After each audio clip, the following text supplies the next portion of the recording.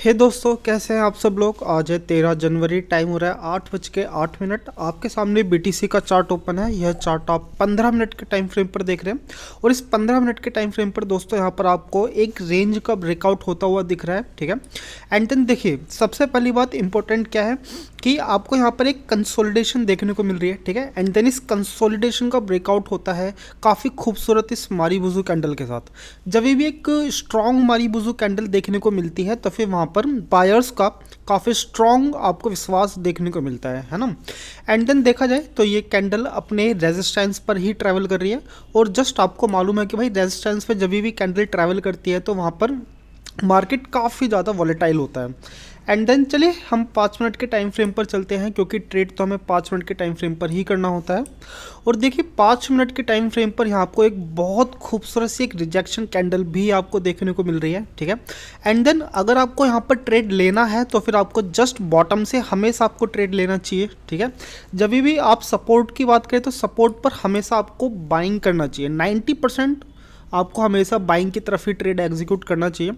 अब देखो, सबसे बड़ी प्रॉब्लम हमारे लिए क्या है कि ये पूरी पार्टी ख़त्म हो चुकी है, ठीक है।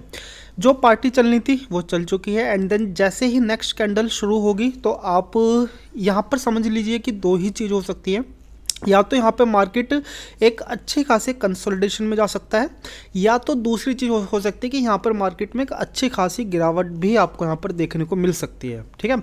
एंड देन वैसे देखा जाए, मैं यहाँ पर चाहूँगा कि यहाँ पर कंसोलिडेशन का मैं यहाँ पर वेट करूँ, ठीक है, या फिर एक रिजेक्शन कैंडल आए और उसमें एक सपोर्ट बनाए, एक बॉटम क्रिएट करे नीचे की तरफ, और फिर वहाँ से अगर बाउंस बैक आता है तो फिर हम यहाँ पर एक बाइंग की ट्रेड एग्जीक्यूट कर सकते हैं, ठीक है। मैं यहाँ पर दोस्तों सेलिंग की तरफ मैं यहाँ पर नहीं सोच रहा हूँ, क्योंकि जब भी आपको ट्रेड लेनी चाहिए तो आपको हमेशा एक डायरेक्शनल ट्रेड लेनी चाहिए। और अगर आप देखोगे तो डायरेक्शनल ट्रेड किसके हवाले है भाई, ये सिर्फ बायर्स के अकॉर्डिंग यहाँ पर ट्रेड देखने को हमें मिल रही है, ठीक है। तो जब भी देखा जाए तो एक अच्छी खासी आपको एक डायरेक्शनल ट्रेड देखने को मिलती है, तो वहाँ पर थोड़ा सा आपको ठहराव देखने को मिलता है, ठीक है। मैं यहाँ पर ट्रेड एग्जीक्यूट नहीं कर सकता, चाहे बेशक ये पूरी कैंडल एक और ग्रीन कैंडल में क्लोजिंग दे दे। रीज़न सिंपल सा है कि यहाँ पर हमेशा आपको एक रिजेक्शन कैंडल जरूर देखने को मिलती है, ठीक है।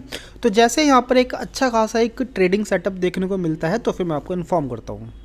तो है दोस्तों, टाइम आ चुका है कि मैं यहाँ पर एक छोटी सी एक स्कैल्पिंग ट्रेड में यहाँ पर ऑर्गेनाइज कर रहा हूँ, ठीक है। एक पंच करिए ट्रेड, और जो एसएल है जस्ट इसकी प्रीवियस कैंडल पे ही यहाँ पर जस्ट एसएल होने वाला है। और अभी इसकी क्लोजिंग की बात करूँ तो इसमें दोस्तों अभी काफ़ी अच्छा खासा टाइम है, करीबन नहीं तो 2.5 मिनट के आसपास का टाइम है। और हम यहाँ पर कोशिश करेंगे कि जैसे ही हमें यहाँ पर थोड़ा सा भी गैप मिले तो मैं यहाँ पर अपना जो प्रॉफिट है वो थोड़ा बहुत सिक्योर करना चाहूँगा। करीबन इस ट्रेड के अंदर अगर मैं थोड़ा सा भी जैसे कि $5 या $10 भी अगर मैं यहाँ पर सेव कर पाया तो वो भी काफ़ी अच्छी चीज़ होगी। अगर मैं अपने एग्जिट पॉइंट की बात करूं तो मेरा एग्जिट पॉइंट करीबन यहीं पर ही है, 92,623 के पर ही मेरा एग्जिट पॉइंट है। जैसे ही यहाँ पर अगर मार्केट यहाँ तक पहुँच पाता है तो मैं यहाँ पर कुछ ना कुछ प्रॉफिट लेके या तो अपने इस ट्रेड को मैं होल्ड करना चाहूँगा, या फिर देखेंगे कि अगर यहाँ पर कैंडल स्टिक छोटी हुई या फिर एक छोटी सी कैंडल यहाँ पर क्लोजिंग मिलती है तो मैं यहीं पर ही एग्जिट ले लूँगा, ठीक है।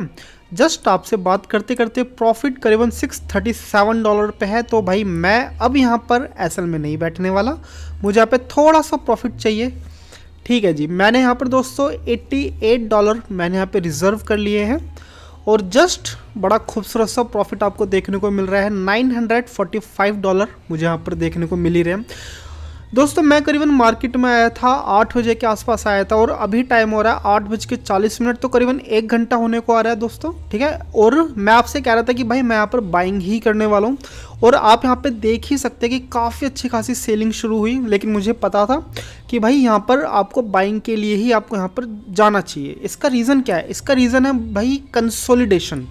जैसे कि आप ये चीज़ देख रहे हैं, यहाँ पर आपको एक कंसोलिडेशन काफ़ी अच्छा खासा देखने को मिल रहा है, जैसे कि ये वाला पॉइंट, ये वाला पॉइंट एंड ये वाला पॉइंट, ठीक है। तो यहाँ पर आपको एक अच्छा खासा आपको यहाँ पर एक बाइंग भी सपोर्ट देखने को मिल रहा है, ठीक है। जहाँ पर कंसोलिडेशन होगी वहाँ पर आपको एक अच्छा खासा एक बायर्स की तरफ से सपोर्ट आपको देखने को मिलता है। तो जस्ट इसी कंसोलिडेशन की वजह से ही मैंने यहाँ पर सेलिंग की तरफ मैं यहाँ पर नहीं गया, ठीक है।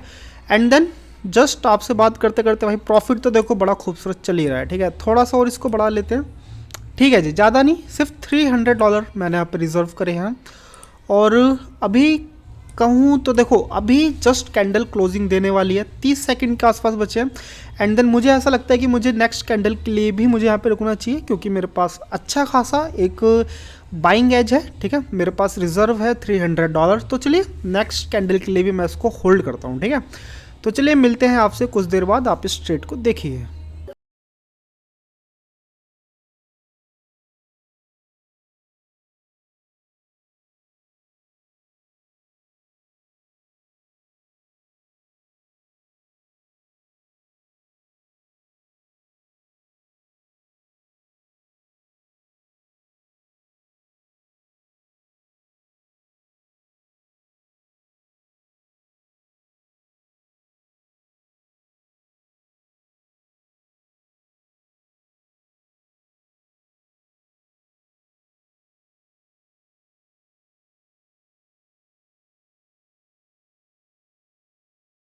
तो है दोस्तों, यहाँ पर ऐसा जस्ट हिट हो चुका है। मुझे इस कैंडल से काफ़ी ज़्यादा उम्मीद थी।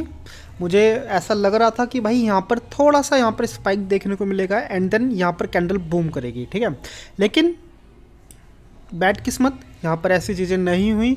चलो कोई बात नहीं, मुझे करीबन $300 मुझे यहाँ पर इस ट्रेड में मिले हैं।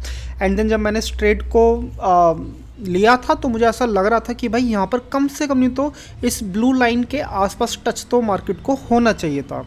लेकिन चलिए, चीज़ें नहीं होती जैसा आप चीज़ें सोचते हो। और वेल यहाँ पर बहुत तेज, यहाँ पर आपको एक अच्छे खासी एक सेलिंग कैंडल भी देखने को मिल रही है। देखो, ये टाइम है यूएस टाइम का। ठीक है, एंड देन यहाँ पर मार्केट बहुत ज़्यादा वॉलेटाइल रहता है। ठीक है, तो जब आप बहुत ज़्यादा वॉलेटाइल मार्केट में आप ट्रेड करते हो तो आपके पास एक एज होनी चाहिए, आपके पास एक इम्यूनिटी होनी चाहिए। वो इम्यूनिटी होना चाहिए आपके पास रिजर्व की। ठीक है, जैसे कि मैंने इस ट्रेड को लिया। ठीक है, तो मैंने इस ट्रेड में मुझे काफ़ी अच्छा खासे मुझे यहाँ पर करेंसी मिल रही थी, लेकिन मैंने यहाँ पर एक रिज़र्व लिया। ठीक है, जैसे कि आपको पता है मैंने यहाँ पर $295 अप्रॉक्स करीबन $300 का मैंने यहाँ पर रिजर्व लिया। ठीक है, तो ये रिजर्वेशन आपकी होती है इम्यूनिटी।